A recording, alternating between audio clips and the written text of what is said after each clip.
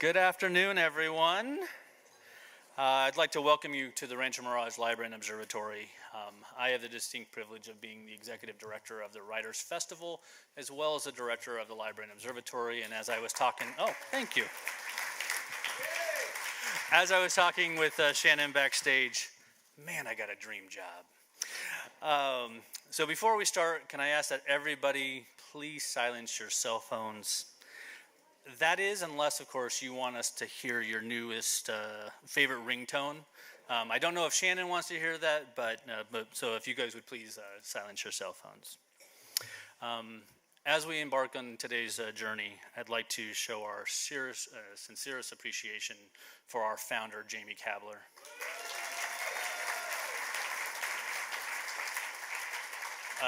Jamie spends countless number of hours going through books and articles, and I mentioned with Shannon, he saw her book in Barnes & Noble and gave her a call that evening, and here she is today. So Jamie has spent so much time on this along with our staff, and so I just want to say thank you to Jamie. I also want to send a heartfelt thanks to Jordan Snitzer, who has helped fund this particular writer series. We've got a few more programs coming up for our writer series over the next few weeks. Next week, we will welcome Neil King Jr. talking about American Rabble. On April 11th, we do have a change of programming. So for those of you that were looking for J. Randy Tarbellini, he is not going to be with us. But we will have Julia Whalen speaking on her book, Thank You for Listening. And for those of you that don't know her name, she is the Adele of audiobooks. She has done, I think, over 500 audiobooks in her time. And one of the things that I appreciate about it is she is a Coachella Valley resident. And then we will end our writer series event with Valerie Bertinelli speaking about her new cookbook, Indulge. So please, we've got 3 more writer series events coming up, and I encourage you all to come in. For more information, please just visit our website. We've got a lot of information that is going to be coming out here shortly about the writer series and writers festivals, so please continue to look at our website.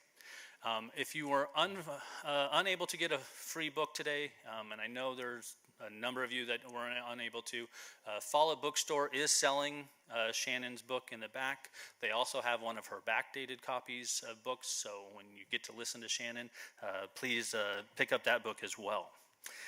I don't often talk about library and observatory program, but if you have not already, please pick up your quarterly program booklet. The writer series is 5 of our events amongst many, many different programs. And I promise you there is something in our quarterly program booklet that will appease your appetite for lifelong learning. This Saturday, from 10 a.m. to 4 p.m., we are hosting the Rancho Mirage Artist Studio and Pop-Up Gallery. We will have over 40 artists from Rancho Mirage. 30 of them will showcase their art in this very room, and then the others you'll be able to actually go to their home studios and look at their art and see how they do their art in their homes. So again, in this room, starting at 10 a.m. on Saturday, please stop by, register. You do need a badge to get into many of the gated communities, but I hope to see most of you at Saturday's event. Shannon will be signing books after the event and personalizing them, so please, as we normally do, line up against the wall and we will get you in front of Shannon as quickly as we can. Please keep your comments to a minimum and say hi to her. If you have a story, please tell her, but we do have a lot of people. Again, I just want to thank everybody for coming here. We get to see this amazing full room. We get amazing authors, and we get to hear their storytelling. So without further delay, I'd like to introduce Shannon McKenna Schmidt, talking about the First Lady of World War II.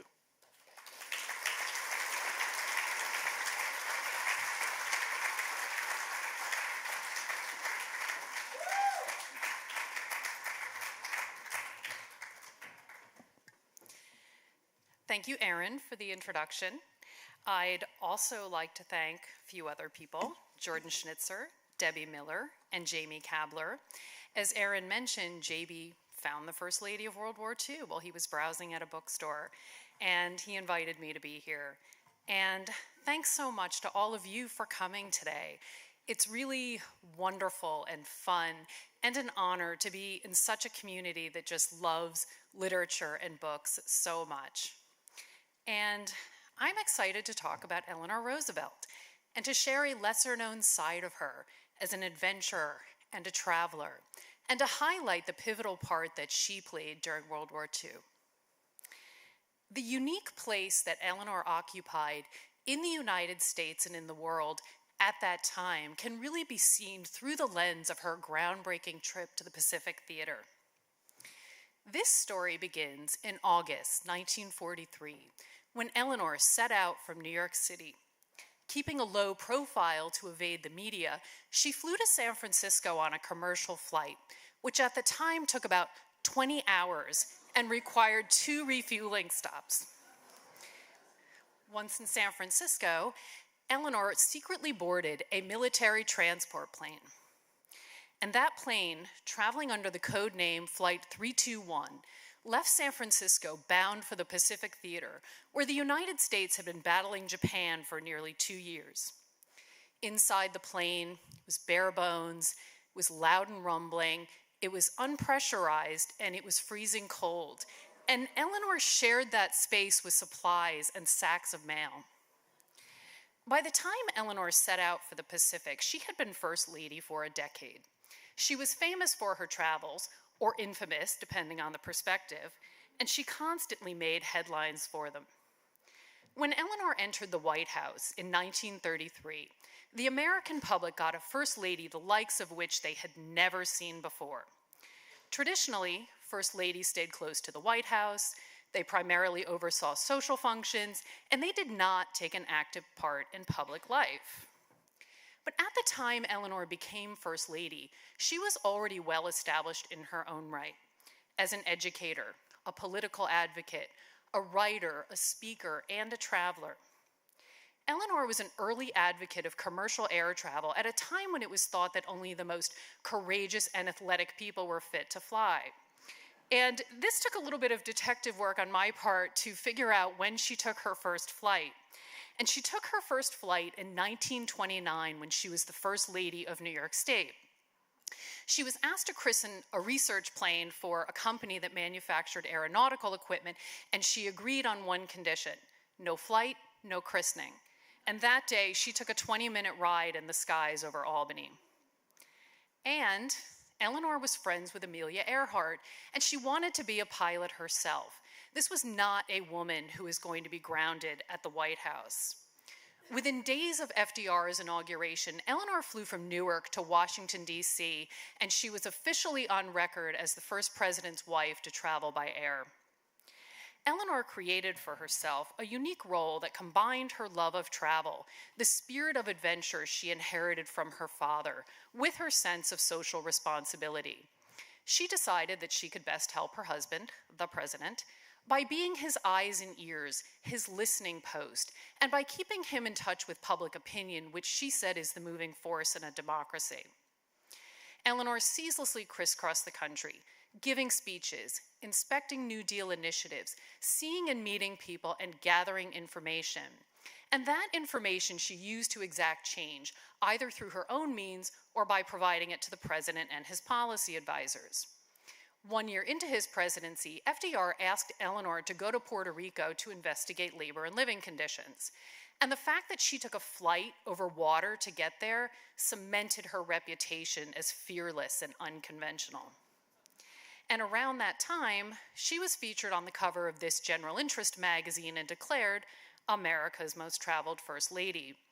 In the accompanying article, it was reported that the nation, unaccustomed to First Ladies darting about, watched her with mingled admiration and alarm.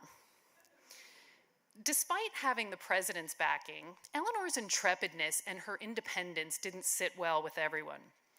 In 1936, when FDR ran for a second term, Eleanor's travels were wielded as a political weapon by the opposition. and voters were assured that the Republican candidate's wife, Mrs. Alf Landon, was a traditional wife and mother who would stay at home.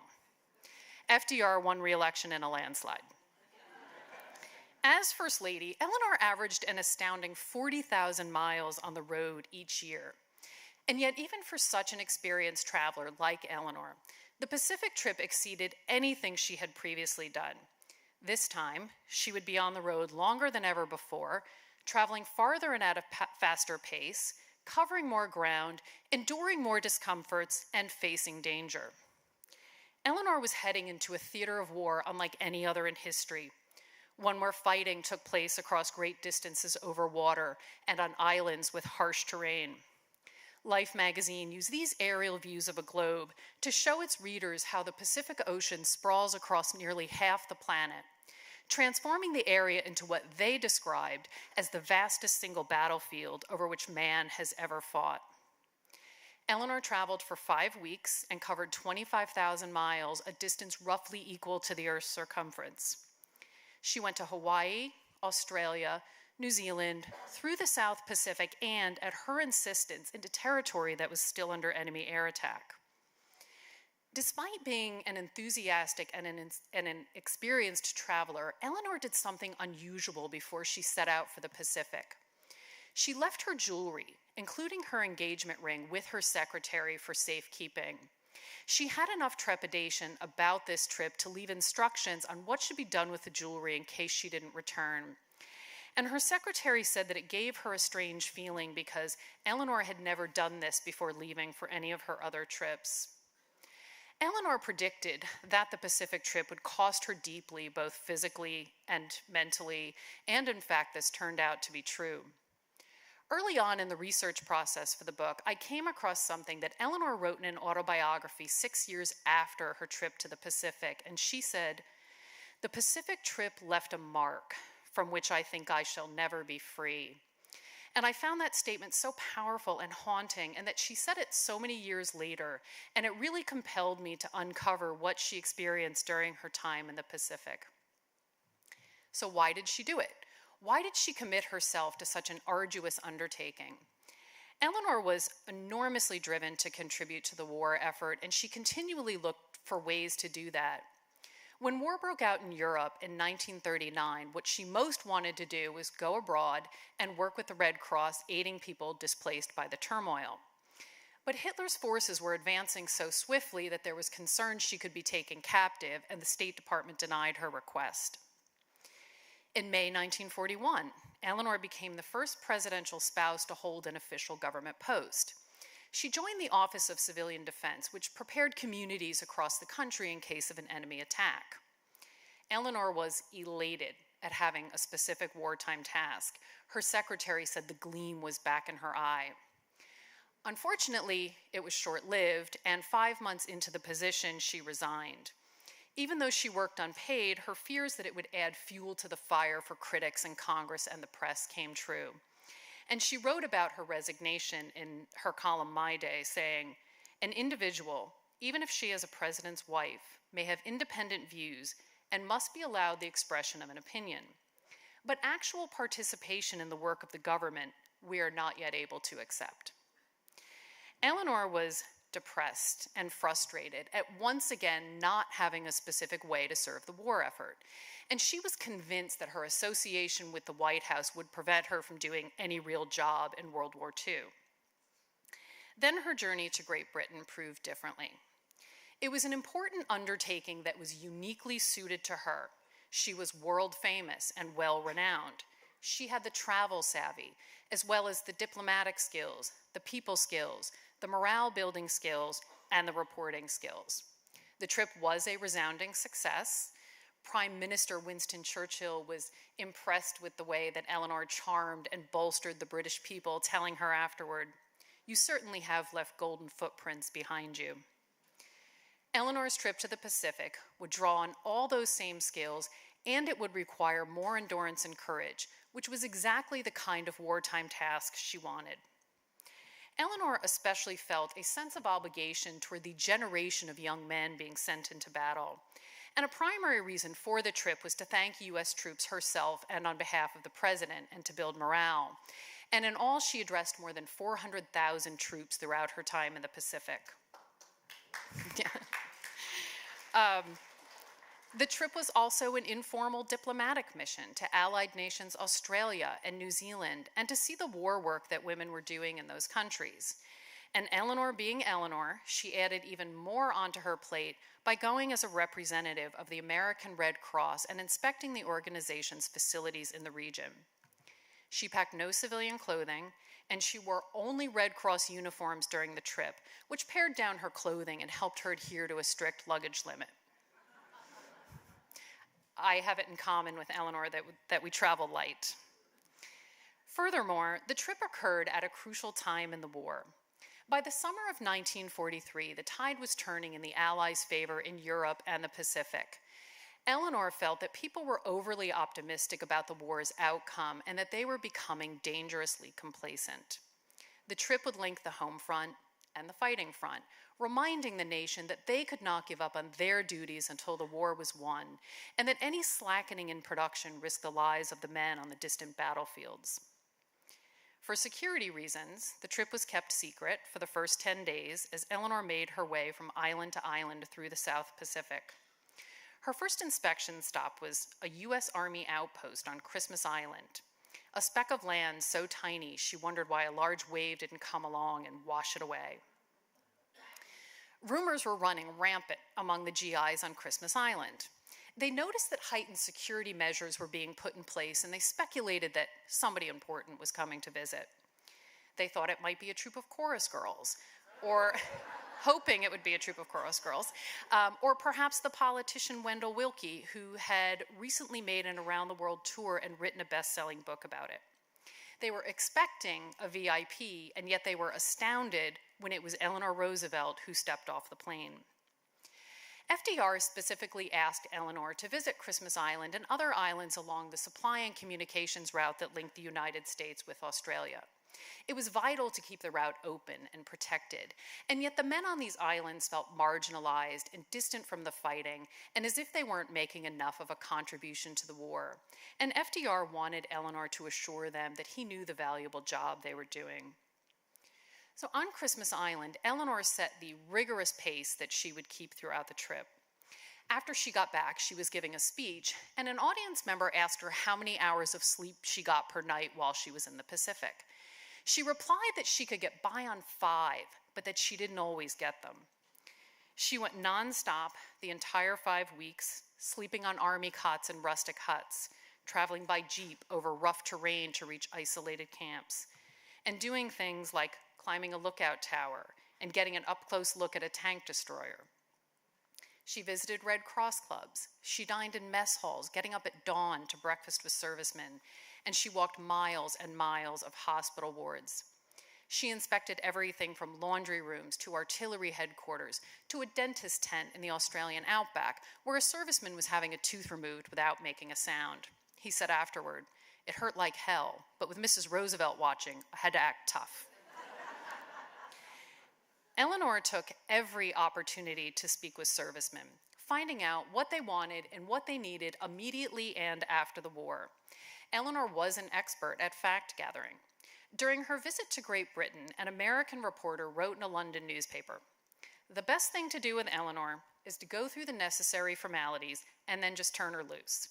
She can be depended upon to see everything there is to see and meet everyone worth meeting." In Bora Bora, instead of breakfasting as expected in the officers' mess, Eleanor surprised down the ranks by eating with the enlisted men, and she borrowed mess gear from an awestruck young serviceman. The soldiers seated with Eleanor, this was not an uncommon occurrence, the soldiers seated with Eleanor were tongue-tied, until one brave GI spoke up and asked if FDR was planning to run again for president. Well, Eleanor couldn't answer that question, but the ice was broken, and then they proceeded to have a lively conversation about post-war jobs and education for servicemen. Not only is the First Lady in an active theater of war, she's reporting to the President and the home front while she's there. As First Lady, Eleanor achieved something else that was unique, building up an extensive network of outlets that she used to communicate with the American public, holding her famous women-only press conferences, giving speeches across the country, making radio addresses, and writing the 6-day-a-week syndicated newspaper column I mentioned earlier called My Day. And the strict luggage limit that I mentioned, part of the reason that Eleanor pared down her wardrobe by wearing the uniforms was because she lugged a heavy manual typewriter with her to the Pacific so that she could keep writing My Day in real time, and copy was wired to her editor in New York. Like every journalist, Eleanor had to adhere to wartime censorship rules, which were highly restrictive in the Pacific Theater.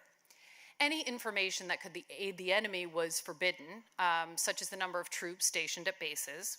She couldn't name and print all of the islands she visited or mention any geographic detail that might give away a location. One of her My Day columns transmitted from England attracted the notice of government censors because she referred to a secret place. And officials tried to contact Eleanor for input, but they had to go ahead and alter the copy because they said they couldn't catch up with her. She moves too fast. Eleanor wrote My Day for 26 years, beginning in 1935, and totaling about 8,000 columns that appeared in newspapers nationwide. It's because of My Day that I ended up writing the First Lady of World War II. While I was reading a collection of the columns, I came across a mention that she visited Australia during a tour of the Pacific Theater.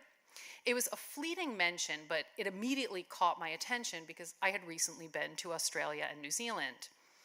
And I've always had an intense desire to travel, and this aspect of Eleanor's life as a traveler really resonated with me. And when I read in My Day that she had visited Australia, the first thought that struck me was amazement at the distance that she would have traveled to get there, and that she did it under wartime conditions. During World War II, Eleanor used My Day and her other platforms to support the war effort and to help guide the nation, from urging women to seek employment in the defense industry and the military, and helping to overcome the social stigma of doing so, to advocating for legislation to support servicemen. She promoted the buying of war bonds and donating to the Red Cross Blood Bank, which was a new nationwide program at the time. The blood was turned into dried plasma and sent to the front lines, where it was kept in foxholes for use during battle. As she had been doing her entire time as First Lady, Eleanor used the knowledge she gleaned to advise on issues that otherwise might not have been known or fully understood. An example of this is how she helped prepare the nation for the fact that men would be returning home with disabilities in greater numbers than ever before. And to do this, she shared the story of a soldier she met on Christmas Island who had his leg amputated after he was pinned beneath an overturned tank. Due to advances in medicine, like having blood plasma at the ready, if troops didn't die outright in battle, chances were they would live, and albeit with physical disabilities. And Eleanor advised the nation that they needed to treat these men not with pity, but with helpfulness and understanding. And this is actually just one of the instances where I found that she was really guiding the nation on psychological issues like that.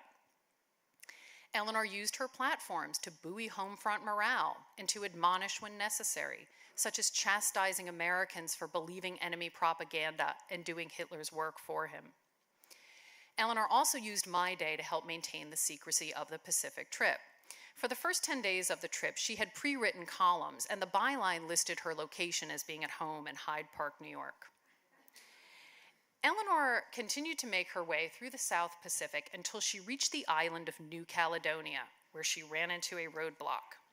That roadblock was Admiral William Halsey, commander of the South Pacific Forces, and the man who would solely decide whether she was allowed to visit the island of Guadalcanal, which was her ultimate goal of the trip, and it was still on the front lines. Admiral Halsey was not pleased to have Eleanor in the Pacific. He had nothing against her personally. He liked her. He admired her. What he didn't like were VIPs traipsing through his area and taking his focus away from the war, especially because he thought these visits were superficial PR junkets or political gestures. All very practical reasons that he objected, along with the fact that he would have to put on a tie. When Eleanor arrived at his headquarters, Admiral Halsey brusquely shut down the suggestion of her going to Guadalcanal, telling her, "Guadalcanal is no place for you, ma'am." He did make a slight concession, saying that he would wait to make a final decision until after Eleanor visited Australia and New Zealand and returned to New Caledonia, and he would see what the status was of a current battle he was overseeing and whether he had the fighter planes available to escort her into Guadalcanal. Well, Eleanor was devastated at this immediate shutting down of her request, and she left for New Zealand in really low spirits because she thought, given this initial reception, there was no way Admiral Halsey was going to agree to her going to Guadalcanal. After 10 days of secrecy, Eleanor landed in New Zealand and news broke about the trip. There wasn't so much surprise that she turned up on the other side of the world, but that it had been such a well-kept secret. When Eleanor arrived in New Zealand, it was nighttime in Washington, D.C., and the switchboard at the White House began lighting up as reporters scrambled for the story. There was a deluge of media coverage, and, of course, as with most of Eleanor's undertakings, controversy erupted. There was praise for what she was doing, and there was criticism. Newspaper editorials took sides, and people wrote to their local papers for and against Eleanor and the trip. The New York Herald Tribune ran side-by-side contrasting letters. One was from someone who lauded Eleanor, and the other was signed by disgusted citizen, who demanded a congressional investigation into her activities. Detractors used the Pacific trip to criticize the Roosevelt administration and to attack Eleanor personally. They questioned whether she had the right to wear a Red Cross uniform, an allegation the organization publicly refuted.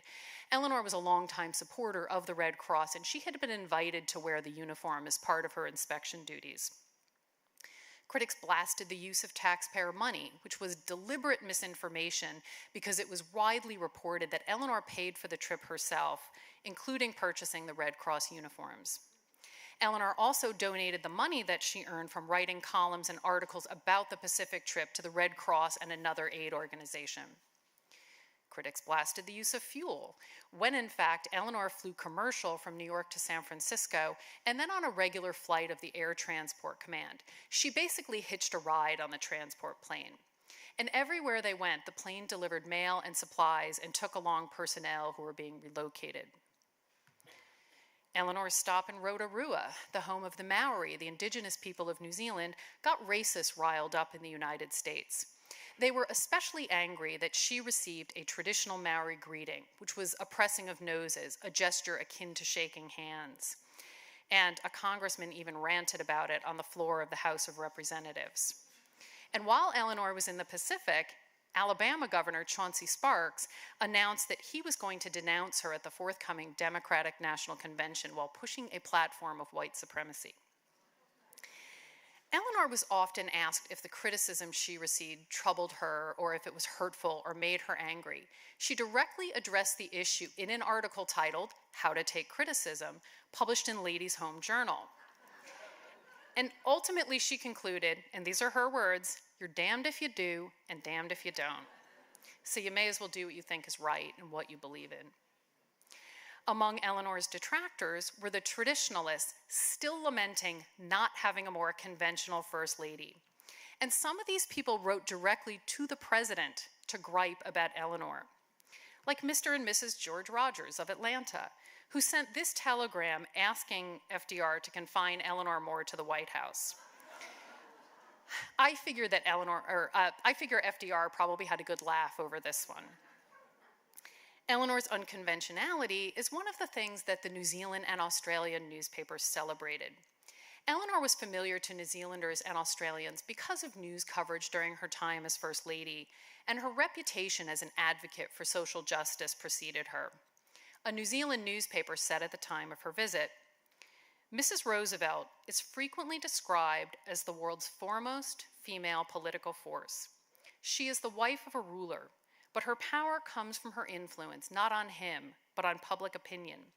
It is essentially a self-made influence. No other president's wife has exercised anything like the same power either in her own land or in the world without." Eleanor was a presence on the global stage during World War II and a voice to the Allied nations. She made 3 wartime trips overseas to Great Britain, the Pacific, and a year later to the Caribbean area. She was asked to make morale-raising radio addresses to women in Sweden, Brazil, France, and other countries. Another New Zealand newspaper called Eleanor a great fighter in the cause of the world's freedom. They were particularly impressed that she was perhaps the only woman at whom Hitler screamed his denunciations. For years, Eleanor had been publicly speaking out against Hitler and Nazi aggression, and the Nazis noticed.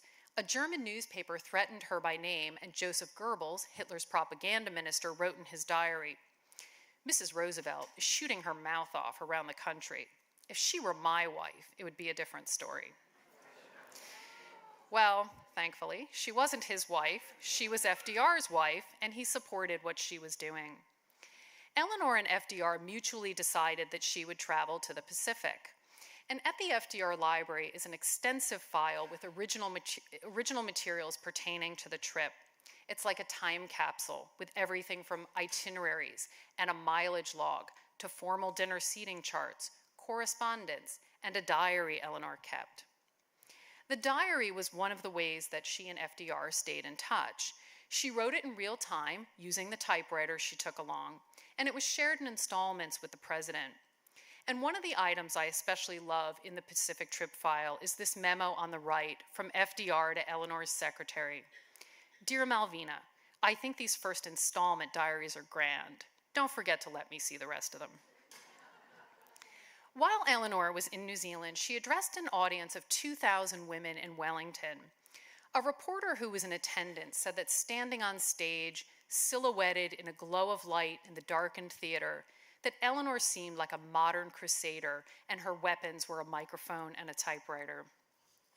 The inner journey that brought Eleanor to the stage in Wellington was a transformation from a shy society matron whose grandmother once told her, "A woman's place is not in the public eye," to becoming an international figure so renowned and respected that she and what she stood for was a threat to the Axis. During Eleanor's visit to Great Britain, Joseph Goebbels warned German journalists, telling them the hullabaloo about Eleanor Roosevelt should be left to die down gradually and should not result in Mrs. Roosevelt's journey being popularized or invested with a certain importance. Probably much to his dismay, the hullabaloo was even greater during Eleanor's time in the Pacific than it was in Great Britain, so it was pretty much a losing battle for the propagandists. The media coverage during Eleanor's time in the Pacific was massive in part because her visit to Australia and New Zealand was a historic event.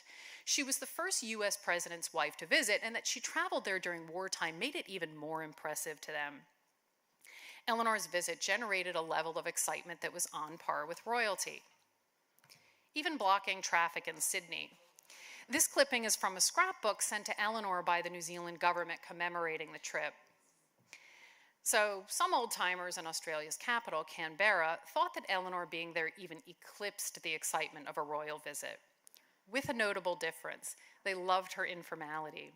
And the Australians in particular cheered whenever Eleanor broke with protocol. Like when she arrived at a government building and she broke away from the official party to walk across the grounds and speak with a group of women in uniform who were part of the Women's Land Army, which was created during wartime to address labor shortages in the agricultural sector. Or the time Eleanor visited a cannery that prepared food for the troops, and she stood on a table in the dining hall to address the women who worked there.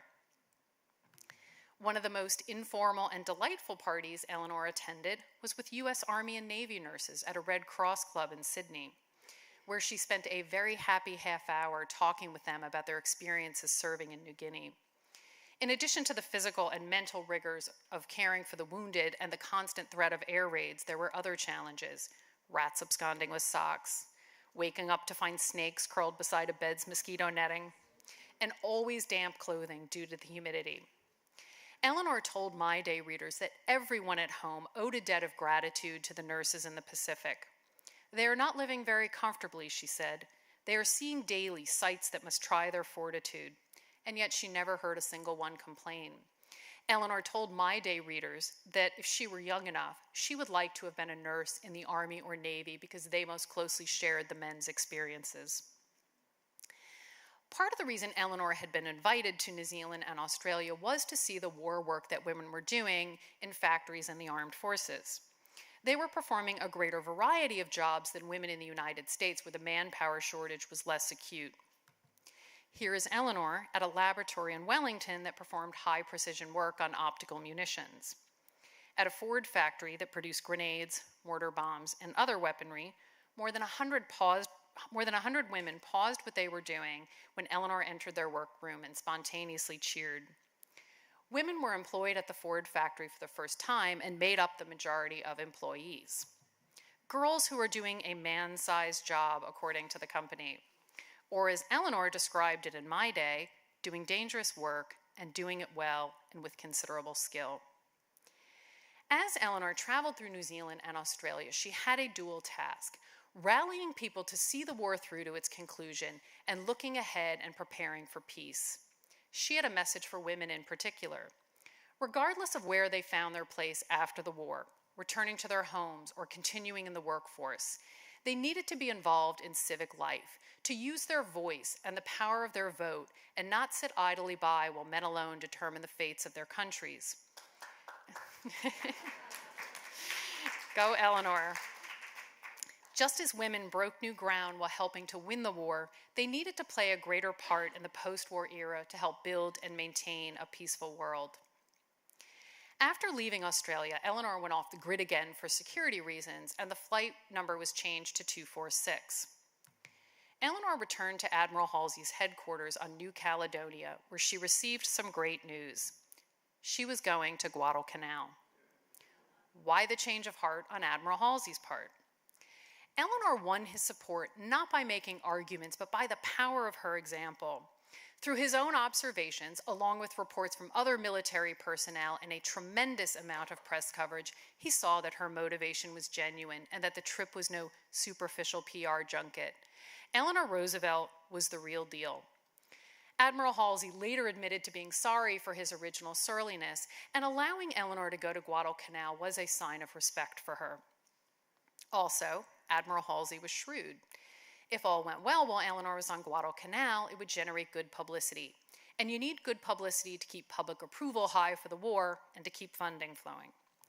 But ultimately, what it came down to, and why I think he allowed her to go to Guadalcanal, was that morale wins wars, and he could see the uplifting effect that her presence had on the troops. Here is this gruff, tough admiral, and he said what he marveled at most were the expressions on the men's faces as Eleanor leaned over them in their hospital beds. He said most people came through his area, glanced into a sun parlor at a hospital, and left. Eleanor, meanwhile, went bed to bed comforting the wounded. And Admiral Halsey knew the importance of that. When he took over command of Guadalcanal, he visited the front lines as soon as he could. And on his way back to his headquarters, he stopped on another island to visit a naval hospital, where he went bed to bed talking with injured servicemen. It not only buoyed their morale, it buoyed the morale of the men on Guadalcanal when they heard about it.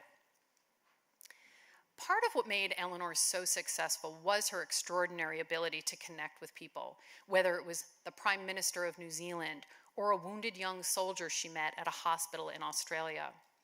When she reached this young man's bedside, he handed her a long letter. She took out her glasses, she put them on, and she read the entire thing. She could see that this young man was distressed, and she ordered everyone, medical personnel, reporters, and the high-ranking officers who insisted on following her around, to go wait in the corridor while she spoke to this young man alone. And this is one instance out of many that illustrates Eleanor's caring about the servicemen on an individual level. A practice Eleanor began in Great Britain was to keep logbooks of the wounded servicemen she met. And in these logbooks, she recorded each person's name, his injuries, and where and how he received them, such as Second Lieutenant Leroy Mitchell, a bombardier in a P-17 who had a ruptured eye from being shot in the face during an attack by Japanese fighter planes in the skies over Papua New Guinea. Also recorded in the logbooks was the name and address of a family member for Eleanor to contact after her return. And she did contact the families. Letters took weeks to get to the Pacific and back, and to have recent firsthand news of your loved one from the First Lady of the United States was extraordinary.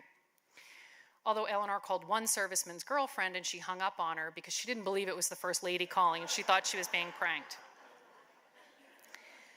So now, Admiral Halsey is fully on board with Eleanor's visit to Guadalcanal, and any misgivings that he still had about her going were solely out of concern for her safety. Guadalcanal in the Solomon Islands was the site of the first major Allied offensive in the Pacific War. The stakes were high and the headlines were blunt. Jungle Island becomes the heart of great battle for the Pacific, and Solomon's battle vital to allies. Newspapers reported daily on the progress of the fighting, and Eleanor and the rest of the nation closely tracked what was happening on Guadalcanal. Finally, after 6 months of unfathomable hardship, the Japanese were defeated on what they called Death Island, and they relinquished control of Guadalcanal. Visiting Guadalcanal was a tribute Eleanor felt she owed to the men in uniform to see where so many had lost their lives or received their injuries. Eleanor's respect for the troops' sacrifices was deeply personal. All 4 of her sons were serving in various branches of the military on active duty, including her son James, a Marine who fought in the Solomon Islands campaign. Visiting Guadalcanal was also a personal test for Eleanor. She was concerned that she would be perceived as lacking courage if she weren't permitted to go. She told Franklin, "I simply never will face another hospital at home, for I will always feel that the men are thinking I was afraid if I do not go." In the early morning hours, under cover of darkness, Eleanor left for Guadalcanal in a heavily gunned U.S. Navy bomber, which flew with lights out to evade detection. She sat on a makeshift seat over the bomb bay, ears ringing and shivering in the dark. Despite the difficulties of the 3-hour ride, Eleanor was elated at achieving her goal. As the bomber closed in on Guadalcanal, 6 fighter planes appeared to escort it the rest of the way. As it turns out, Admiral Halsey's concerns about Eleanor's safety were warranted. Guadalcanal was bombed several nights before and after her visit, leading him to speculate whether the Japanese also had code breakers. In the diary Eleanor kept, she described an air raid alert that sounded while she was on Guadalcanal, and along with the hospital staff and the ambulatory patients, she was taken to an underground shelter to wait for the all clear. Well, after the all clear sounded, she didn't miss a beat, and she got right back to business going through the hospital wards. The danger associated with the trip didn't faze Eleanor. Even traveling in a military transport plane for 5 weeks was risky, as they weren't the most reliable aircraft. To save time, rather than design transport planes from scratch, the military modified heavy bombers. One pilot bluntly described a converted bomber to transport plane as an evil bastard contraption. The year before Eleanor went to the Pacific, a man named Captain Eddie Rickenbacker, a famous World War I pilot, was asked by the Secretary of War to travel to the Pacific and deliver a confidential verbal message to General MacArthur at his headquarters in Australia. Well, the navigation equipment in the transport plane that Captain Rickenbacker was traveling in malfunctioned, and they missed a refueling stop, an island that was originally on Eleanor's itinerary, and their plane was ditched in the Pacific. Captain Rickenbacker and some other survivors were finally spotted and rescued after they spent 24 days on a raft floating in the ocean. On Eleanor's return home, the planned route was changed at the last minute because of reports of Japanese aircraft in the area for retaliatory raids. Eleanor had courage in spades, and as I said, the danger didn't concern her. What greatly impacted her was the massive scale of suffering she witnessed. She said one sees the results of the war in the hospitals. Eleanor was a class act when she was going through the hospital wards, bed to bed, offering words of comfort or a joke. But she said that inside she was burning with resentment at what was being done to these young men. A particularly emotional experience for Eleanor was visiting a cemetery on Guadalcanal, walking along the rows and rows of graves, many of which were adorned with handmade crosses and mementos left by servicemen for their fallen friends. Eleanor wrote in my day, "You think of the women's hearts buried here as well, and are grateful for signs everywhere that show the boys are surrounded by affection." She went on to tell her readers, "I have seen many a boy hospitalized because he went back for a buddy who was wounded. When you try to tell them of your admiration for their courage, they seem embarrassed. One boy said, 'Shucks, you would do the same, wouldn't you?' All you can say is, 'I hope so.'" Afterwards, Eleanor often thought about the cemetery on Guadalcanal, particularly when she heard somebody spewing bigotry. As soon as they started to speak, she would envision the cemetery, where men of varying nationalities, races, religions, and backgrounds who once fought side by side, now laid together in death. Eleanor was extremely forthright when reporting back to the American public and making them understand the human cost of the war. In a radio address after her return from the Pacific, she told of a young man she met in a first-line hospital, so recently injured that he was still in the set of bandages from when he fell in battle. In that same address, she told people to stop complaining about food rationing and shortages because it was nothing compared to lying on your back in a jungle swamp while an enemy camouflaged in the trees took shots at you. In another speech, she recalled the shadowed eyes of the men who had endured the savagery of jungle warfare. And Eleanor went to great lengths to understand jungle warfare, which was a new type of fighting for American servicemen. She had a reputation for wanting to see things for herself, and that's exactly what she did, even trekking through the jungle on a training exercise. She wished she had seen the training before answering a letter she received from a serviceman's mother. This woman was outraged that her son was being trained in the Louisiana swamps, which she thought was cruel and unnecessary. And Eleanor said, "I might have been able to explain to her that it was for her son's own safety in the future." Eleanor's final stop in the Pacific was Honolulu. After the attack on Pearl Harbor, she was the first public figure to address the nation. She was scheduled to broadcast her weekly radio show that same evening, and she went on the air as planned, giving an update about what was happening behind the scenes in Washington and offering an encouraging message to the American people. Despite a clutch of fear at your heart, she told them, "I hope that the certainty of what we have to meet will make you rise above these fears."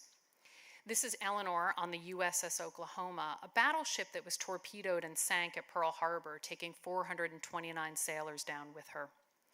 At the time of Eleanor's visit, the Oklahoma had been raised from the harbor floor and it was being held upright with cables, but it was not yet afloat.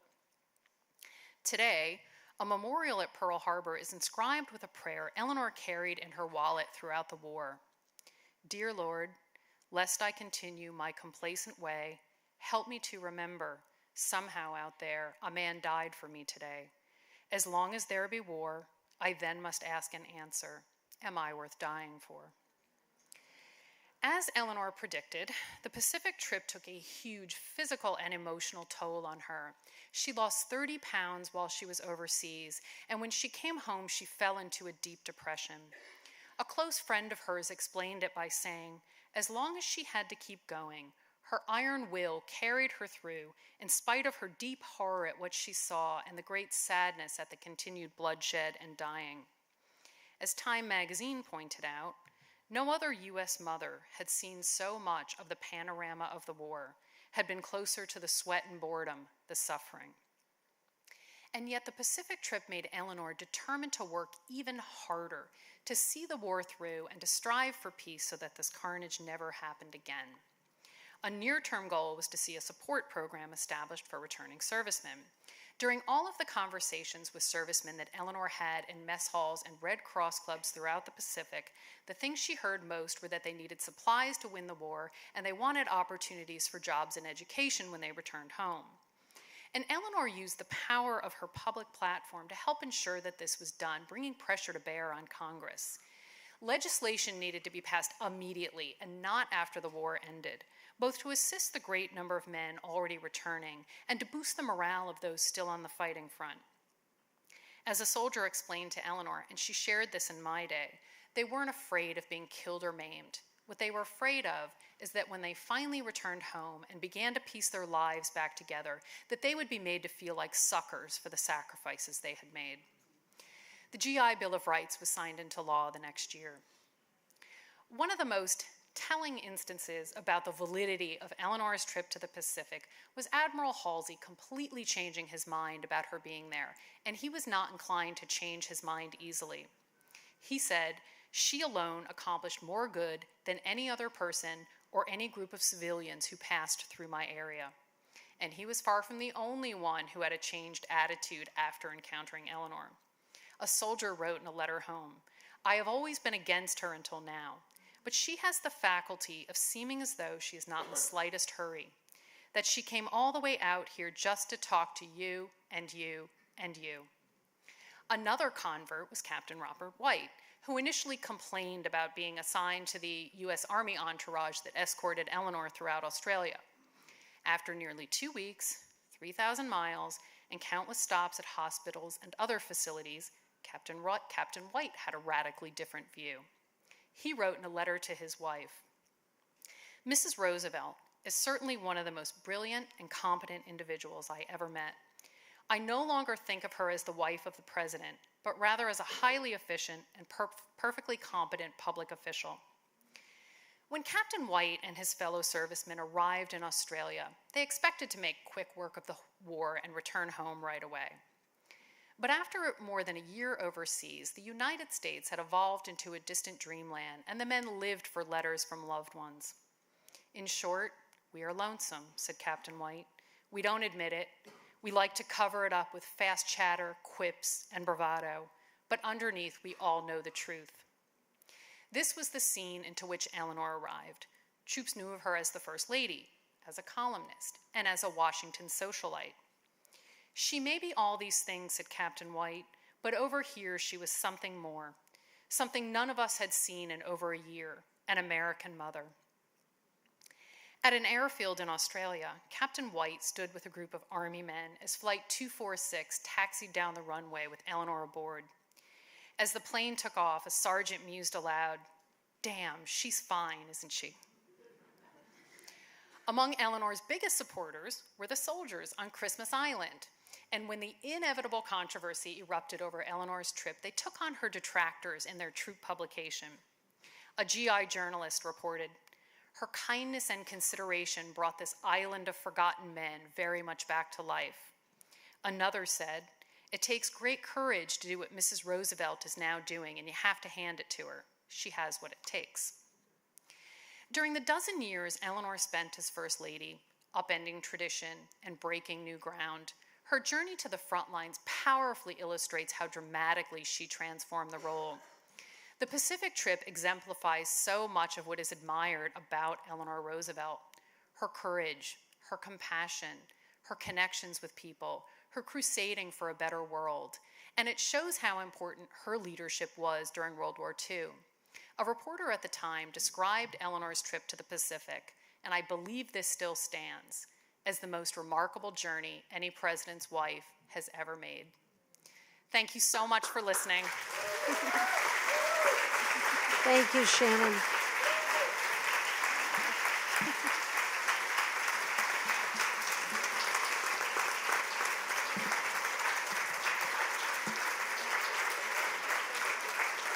Thank you all so much for listening. You were really a terrific audience.